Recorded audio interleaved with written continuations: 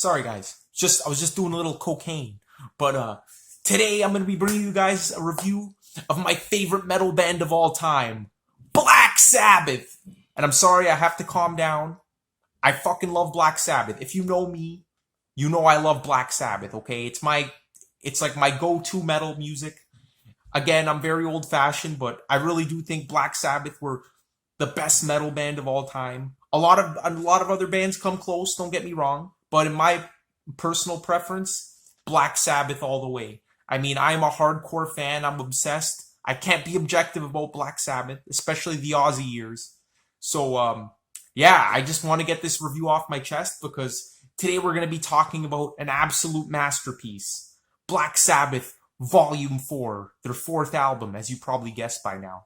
And I bet you're wondering, what made you want to review this album? Because if you go back on my channel, you'll see I'm doing a Genesis review series. I've been doing some Italian progressive rock. Just stuff that's so far from the Black Sabbath sound. So what made me want to review a Black Sabbath album?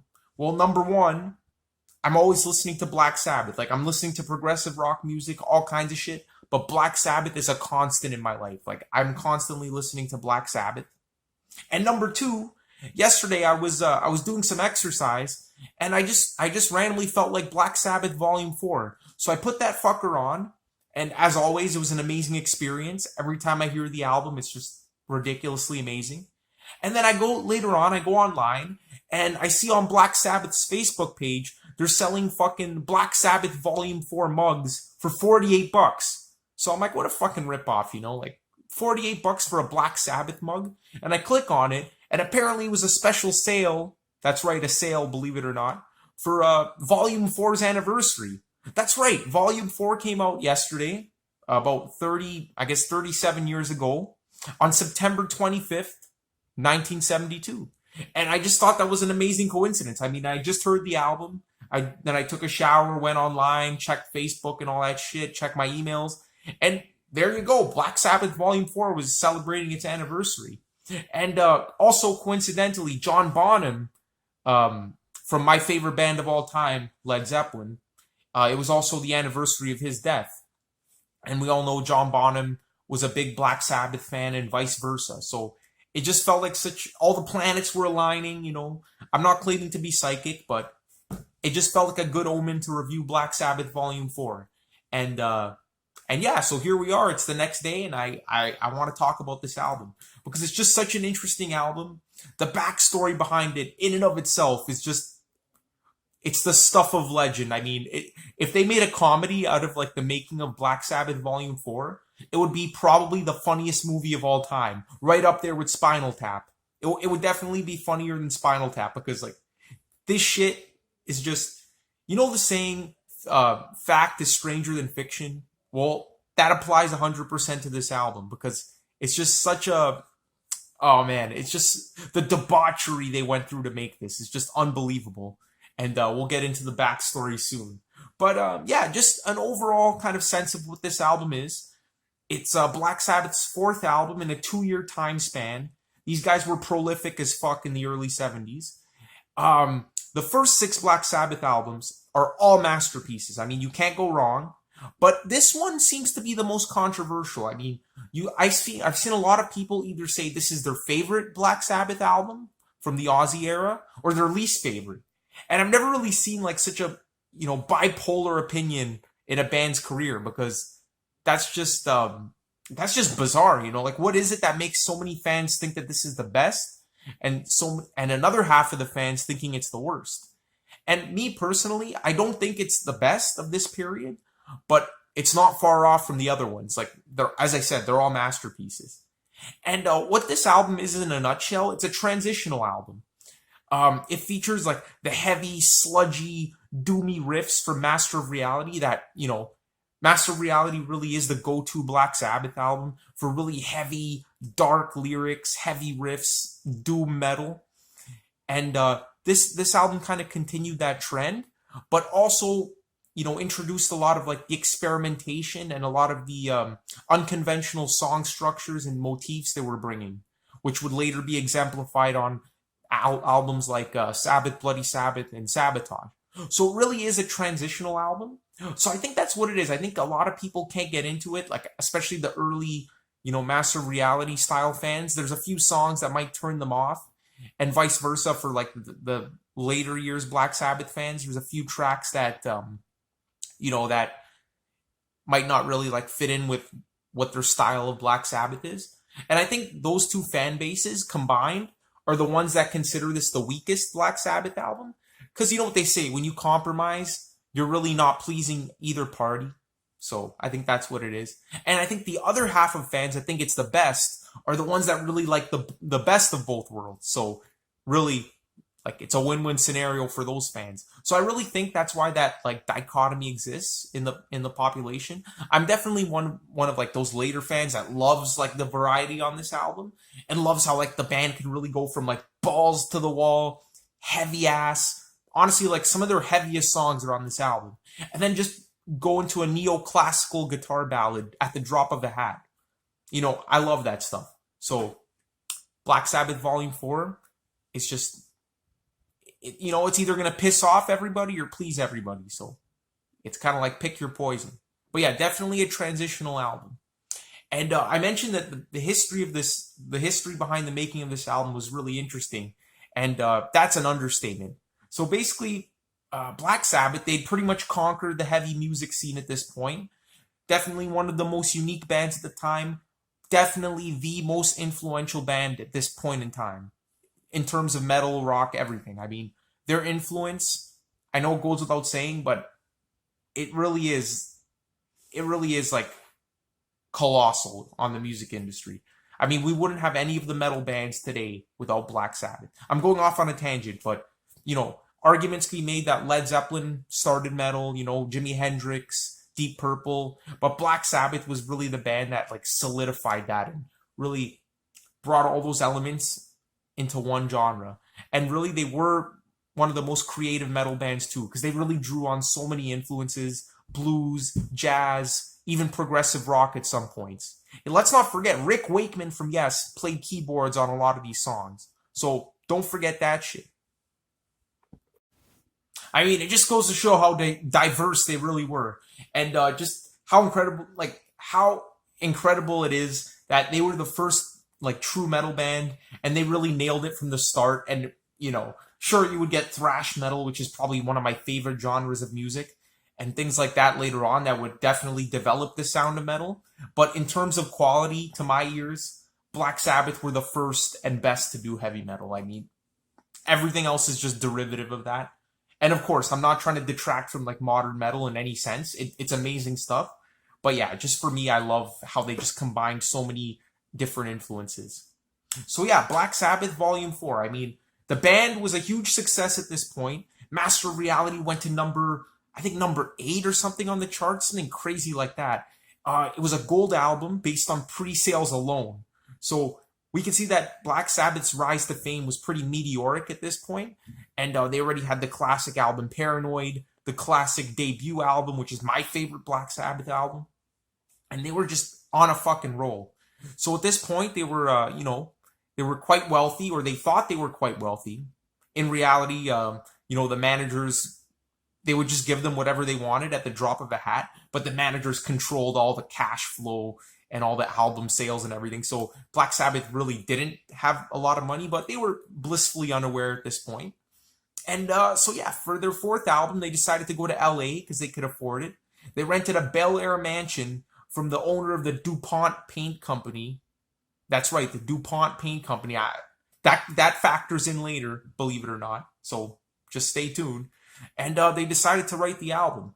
And at this point, we all know Ozzy Osbourne was one of the heaviest drug consumers of all time. He's probably an ultra rapid metabolizer of every drug under the sun. That's the only way I can rationalize it. But a lot of the other band, the band members were pretty into drugs too. I mean, at this point it was mostly alcohol and weed and shit like that. But once they got to America, they really started dabbling in cocaine. And when I say dabbling in cocaine, I don't just mean dabbling. I mean like this was Tony Montana, Scarface level, fucking Wolf of Wall Street level cocaine use going on. They would fucking spend thousands and thousands of dollars to get this shit flown in from God knows where. Even Ozzy says to this day he doesn't know where that cocaine was coming from because it was the best quality shit he had ever snorted. And they were doing mountains of cocaine. It would literally come in like speaker boxes, and then they would do it for breakfast. They would literally put it in cereal boxes and like pour a little bit of cocaine and snort it and like do literally mountains of cocaine. These guys were just out of their minds. I mean, the drug use at this place was just ridiculous. And honestly, like it started fucking up the band. I mean, there was one point where Geezer Butler, the bass player, as we all know, someone slipped some acid into his drink, and he was already high on cocaine. And then once the acid hit him, he went into like full out psychosis, tried jumping out of the building, tried killing himself. And it took Tony Iommi and Ozzy Osbourne to like hold him down so he wouldn't fucking do it. And then from that point onward, he tried to cut back on the drugs, but overall it was just a mess. And and what's incredible about this, despite all the like insane amounts of drug use and cocaine, the band was musically at the top of their game. I mean, you listen to this album and it doesn't sound at all like these guys were on drugs. If anything, it sounds like Master of Reality. They were on some like hardcore weed and hash because of how sludgy and how slow tempo the riffs were on that album. But on this album, they're really playing with everything they have, and it's just amazing. And it's just one of the greatest anomalies of music that this album didn't turn out shit. And now I've seen a lot of comments and a lot of reviews saying that you could tell they were on cocaine on this album, but I don't see it at all. I just see it as a fantastic Black Sabbath release. And if I didn't know they were on cocaine, I wouldn't have been able to tell from the music alone. So I don't know what the fuck people are talking about. But honestly, like, the stories behind the making of this album were just fucking ridiculous. I should also mention that this was the first time they were self-producing their albums. Their old producer wasn't really into their sound, and they wanted to kind of just do it on their own. So they self-produced the album. So they were just basically alone in this place, just recording and writing and just, having fucking as much drugs as humanly possible. And they were really fucked up. I mean, there was one point where poor Bill Ward, I love the guy, and it seems like he always gets the short end of the stick, but he was wasted and he fell asleep. And Tony Iommi and Ozzy Osbourne were rummaging through the garage, and naturally, this is the owner of the DuPont paint store. He had spray paint, like thousands of bottles of spray paint, and what do? They I can't even say it without laughing. They stripped Bill Ward down to like absolutely nothing. I mean, completely naked. They get a bottle of gold paint and they fucking spray him from head to toe with gold paint. And then to make matters even funnier, they even got lacquer and like lacquered him. So then obviously he wakes up, he starts vomiting profusely, and they don't know what the fuck's going on. I mean, they thought it was just a joke. And it turns out that like he was having like a seizure or like a fucking what's the word they use? Just checking my notes. Oh, like a convulsion or something. And the people from the ambulance just gave them so much shit. Like, you guys are fucking idiots. Why you doing this? And it's just one of the many pranks they used to pull on Bill Ward. But I think this was definitely the funniest. And you'd think that over the years, like they would feel bad for like all the fucking pranks they pulled on this guy. But sadly, in 2016, as we all know, he kind of got shafted. Because when Black Sabbath went on their farewell tour, we all know that Bill Ward wasn't involved. And, we all know, we don't really know what it comes down to. Was it the greed of the band? Maybe Sharon Osbourne had a hand in it. But apparently he was given an offer that he couldn't accept. It was just way too low, way too, underballing. So yeah, who knows what happened behind that. But you'd think, they would treat him better later on in the years, but it seems like they've only been treating him worse and worse. So, I don't know. Poor guy. Poor Bill Ward. Poor dude. I love him. He's one of my favorite drummers of all time. One of the most underrated drummers, too. And so the band just, as all this shit was going down, they were recording one of their most inspired and honestly, to me, a stone cold masterpiece. I mean, Volume 4 is just, it hits on every point. Maybe there's one or two songs that aren't up to scratch with the rest, but as a whole, it's definitely a masterpiece. And the album sales really reflected that. I mean, this album did almost just as well as Master of Reality, climbing up to I think number 13 or something or so on the charts, which is fantastic. And all this with like minimal radio airplay, horrible reviews from like pretty much every reviewer you can imagine. I mean, I love that. I mean, this band just did what they wanted, went against all the conventions, and the fan base followed because fans were adventurous back then. Not nowadays when fucking you get 60-year-old Black Sabbath fans going to concerts and shouting out for Iron Man and Paranoid and all their hits, which are amazing. But then when you hear like a, you know, like a classic deep cut, the interest is just gone, and that pisses me off. Back then, fans were way more open-minded, way more adventurous, and I just wish more people were like that today. But that's just a side rant. And it's good that the album did well because, you know, they had a budget of 65 grand to produce it, and they had spent 75 grand on cocaine alone. So if they didn't recover the sales from this album, I mean, if they didn't recover all that coke money on this album, they would have probably went under as a band. So good for them. All right, guys, so now let's just briefly dive into the overall review. I already kind of gave you a feel for like the overall sound, but now we'll get into a little bit more of the specifics. So yeah, Black Sabbath Volume 4. Definitely a less accessible album than their previous ones. Definitely takes a bit longer to get into. So if you're one of those people that listens to an album once and then you make a decision, either like it or hate it, don't be one of those people. Give it a good chance. And trust me, it'll definitely grow on you because there's just so much to absorb with this album, and it is a very weird album. So I guess when people say they could tell they were on drugs, maybe they meant like of how experimental and how interesting these songs are. Because this is, let me tell you guys, this is not straightforward metal. I mean, the album itself starts off with this like guitar solo. Okay, starting off an album with a guitar solo, definitely not conventional. It's got all kinds of things. It's got crazy jazz-inspired drum solos. Of course, you got the classic Tony Iommi riffs. I mean, you can't go wrong without that. And just some of the weirdest arrangements you could think of. There's a Mellotron ballad on here. There's as I mentioned, a neoclassical acoustic guitar piece. I can't speak today. I don't know what's going on. And I don't actually do cocaine. That was just a joke at the beginning. But again, an extremely varied album. Just so many different moods, so many different atmospheres. And when the album gets dark, oh boy, let me tell you, it gets fucking dark. I mean, there are some points on this album where it feels like you're literally descending into the pits of hell. Namely, the last song and the track Cornucopia. And as I mentioned before, the playing is just exceptional. Bill Ward is at the top of his game on this album. I mean, there's so many points on the album where like the drumming just pops out at you. Tony Iommi's the master as always. And Ozzy sounds fantastic. Geezer Butler's lyrics are just incredible. My favorite Geezer Butler lyrics are on Master of Reality, but this album has really great lyrics too, especially with tracks like Snowblind and Under the Sun.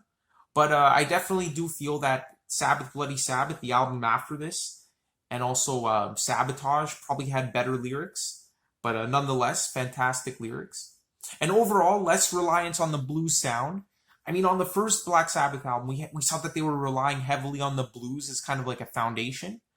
They did start off as a blues band, but by Master of Reality, they had really made their own sound, really carved their own legacy. And on this album, they were just taking that to the next level and just experimenting as much as possible. So definitely a less conventional album. One of the best. Honestly, I think Ozzy Osbourne said it himself that this is one of the best Sabbath albums. And I know a lot of fans tend to disagree, but yeah, just right up there with the debut, Master of Reality, Paranoid. The first six, again, pick any of them as your favorite. They're all freaking masterpieces. But yeah, that's pretty much all I have to say about it. There's not much else to say. I mean, like you just have to listen to it and really absorb the sound. But yeah, that's the general gist of it. So now we're gonna get into the track by track discussions and talk about like the specifics of what makes this album so goddamn amazing.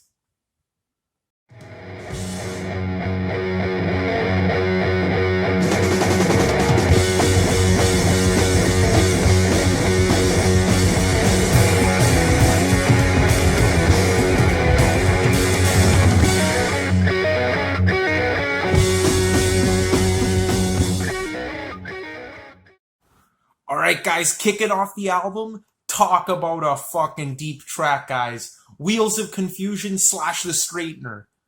Man, I go crazy for this song. This song is one of my favorite Sabbath songs, and I feel like more people need to develop an appreciation for it because it's just so freaking awesome.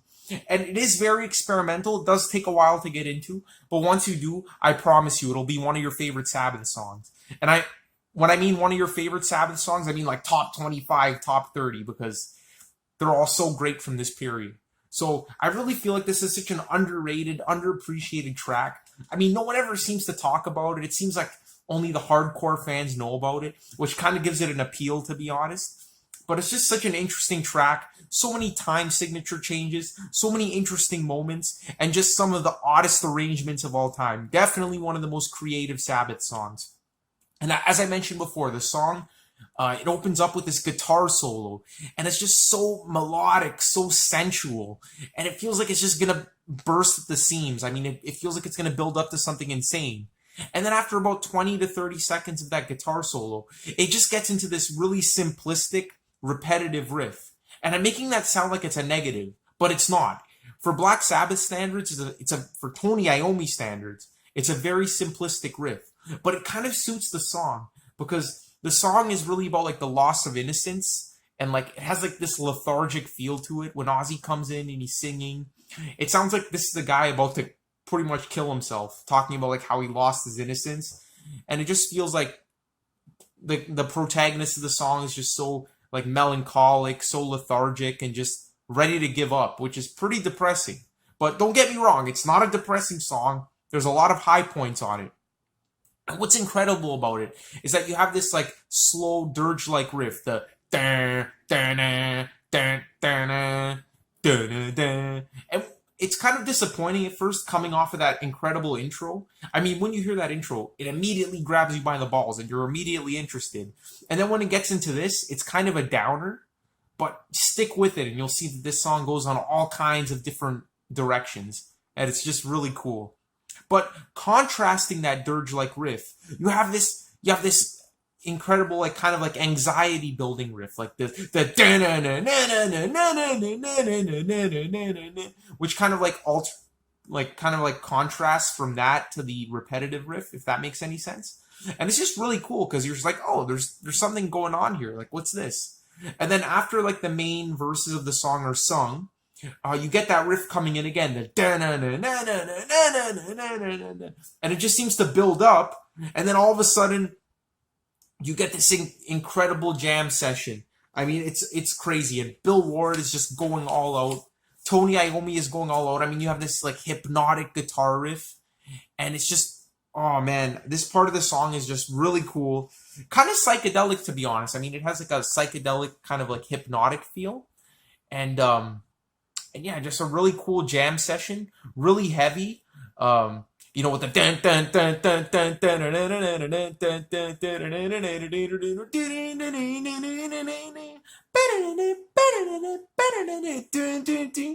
and then it gets into the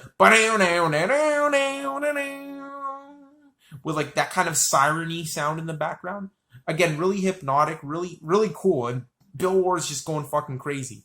And then before you know it gets back to the original theme. And again, it feels like kind of a downer. You're like, oh crap, I thought the song was really starting to get interesting at this point. Although I'm telling you from like a first listen perspective, like now that I've heard this song hundreds of times, it's just second nature to me. But the first time you hear it, it's going to be kind of a downer to get into that original section again.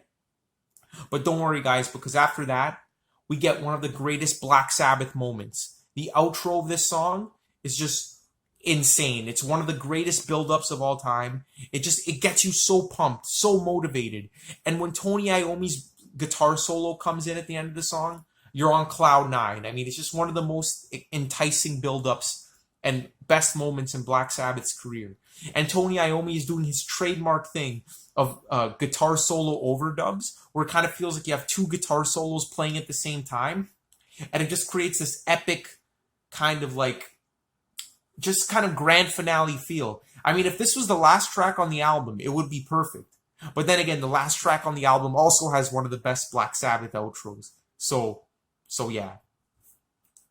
In conclusion, Wheels of Confusion. As you can tell, I'm very excited talking about this song. It's one of my favorites. I'm gonna give it a 9.5 out of 10. It's almost perfection.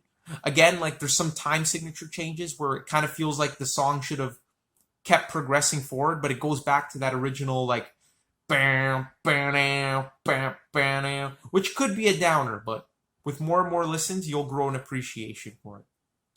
I love it. Classic track.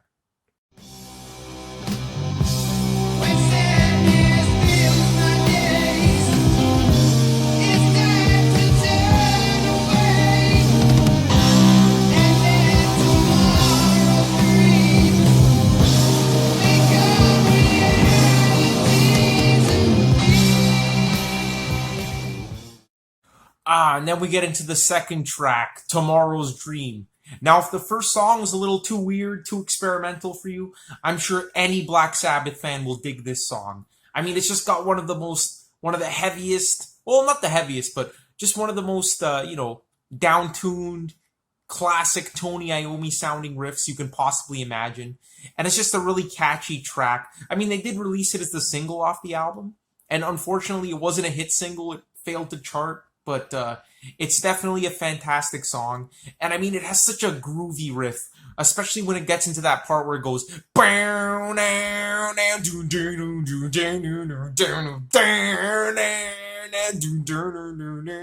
again, proving that Tony Iommi is the riff smith, the riff god, the riff master, whatever you want to call him. His riffs are just second to none.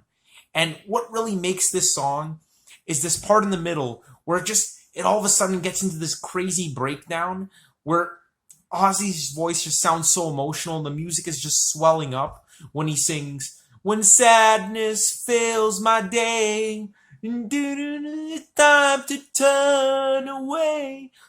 I'm a horrible singer, but you know the part I'm talking about. It's just such an emotional part, and it's kind of unexpected because so far the song's been a pretty straightforward, pretty kick-ass rocker, and then you get that bridge in the middle.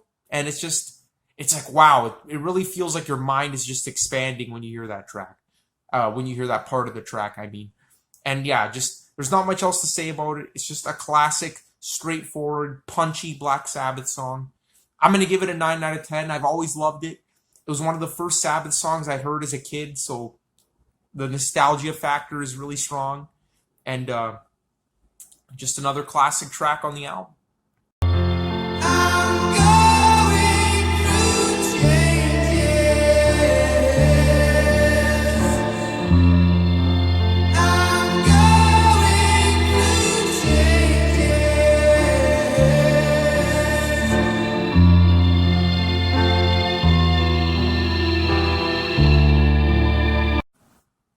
Alright guys, track 3, this is where the album gets pretty controversial with the song Changes, which is a piano and mellotron ballad.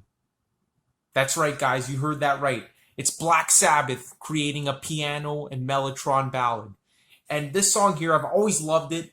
You know, just from an early age as a kid, it just made me feel extremely emotional. And now, like, as I'm getting older, getting into like my early 20s, it's kind of like ringing true, like the lyrics of the song are kind of, it can really apply to anything. Like, really, it is like a song about Bill Ward breaking up with his wife at the time, which is definitely heartbreaking. But going through changes is just, I don't know, it's just someone everyone has to do at some point in their lives. And, from like the tone of the song, the changes aren't the best. Not everything can be for the best. Sometimes you're going to get shit happening for the worst. But honestly, it's a really like touching song, a really depressing song for Black Sabbath. And a lot of like the hardcore, like the fans that get into Black Sabbath for like the heavy riffs and the fucking dark atmosphere aren't really gonna, well, I take that back. It does have a dark atmosphere, but it doesn't really have those like heavy distorted riffs to it. And a lot of fans really consider this a shitty Black Sabbath song, which I totally disagree with. I think it's fantastic. And even Ozzy Osbourne throughout the years, he thinks this is a fantastic song. Just some great piano playing, which is even more impressive considering that Tony Iommi had to teach himself to play the piano to record this song and to come up with the riff, which is just freaking awesome. But yeah, it is a song like I don't usually listen to all the time when I hear this album. Like usually I skip it, But when you're in the mood for it, it really hits close to home. And it's just Ozzy's vocals are really powerful. It really sounds like later on in Ozzy's career, like how his vocals would sound, like heavily synthesized, heavily distorted, higher pitched tone. But but yeah, it's just interesting how this was from 1972, and it sounds exactly like a song Ozzy would come out with, like in the 80s or in the 90s, like one of his ballads. So yeah, really interesting track, very divisive track, and coming in at 4 minutes, it doesn't really overstay its welcome on the album. And when you're in the mood for it, it's just a really touching, really beautiful song. Hits a lot of emotional strings, and yeah, I really love it. I'm gonna give it an 8 out of 10. It's not like the greatest ballad of all time, but to stand the test of time for this long, I still derive enjoyment from it. Really says a lot for a ballad. So yeah, that's Changes.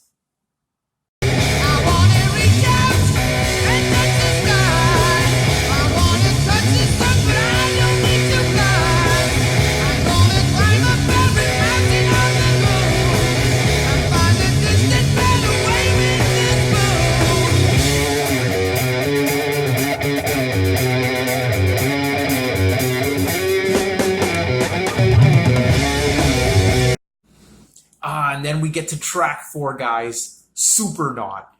This track here, I can't even describe how much I love this song. I mean, I love this song from the bottom of my heart. It's just such a perfect Black Sabbath song. Everything about it just fits into place. Well, first we're going to have to talk about the riff, because the riff on this song is arguably one of Tony Iommi's best, one of his catchiest, one of his most, oh my God, literally one of the most infectious riffs you can ever imagine. And honestly, it's hard to go back to other bands after you hear fucking riffs like this, because it's just, again, I've said it before, Tony Iommi is the riff god. And I mean, the riff on Supernaut is one of the all-time best. It just grabs you by the balls and just keeps you going throughout the entire song. And the whole song itself is fantastic as well. I mean, first of all, let's talk about Ozzy's vocals. He is hitting some really high notes on this song. And this is kind of like a turning point. I'd say this album was kind of a turning point with Ozzy's vocals. Again, his vocals were getting much more high-pitched, much more intense. And, that's a pro or con depending on who you ask. Most people think it's a pro. For me, I do kind of prefer like the more guttural, ballsy vocals from the first album. Like less high-pitched, more, it sounds like he's singing from like the depths of his guts. And I kind of like that. But when Ozzy's hitting these high notes, it's amazing as well. So honestly, like, it's just personal preference. But he is singing at his all-time best on this song. It's just fantastic. And really, as great as the riff is on this song, what really fucking sends it off into the stratosphere, no pun intended, is the drumming of Bill Ward. I mean, his drumming on this song is just wow. Like, you listen to this, and it's hard to imagine how Bill Ward isn't regarded as one of the best drummers of all time. Because when you listen to this shit, like, it's hard to argue with that. And not only like that incredible jazzy drum breakdown that comes later in the song, but his playing throughout the entire song. It sounds like he's bashing those cymbals like with all the force he can muster. And it just sounds like he's fucking abusing these drums just to the max. And his playing is just so creative, so intense. No one plays like Bill Ward. And then, as I mentioned, out of nowhere, this fucking incredibly out of the blue, jazzy kind of drum breakdown comes in.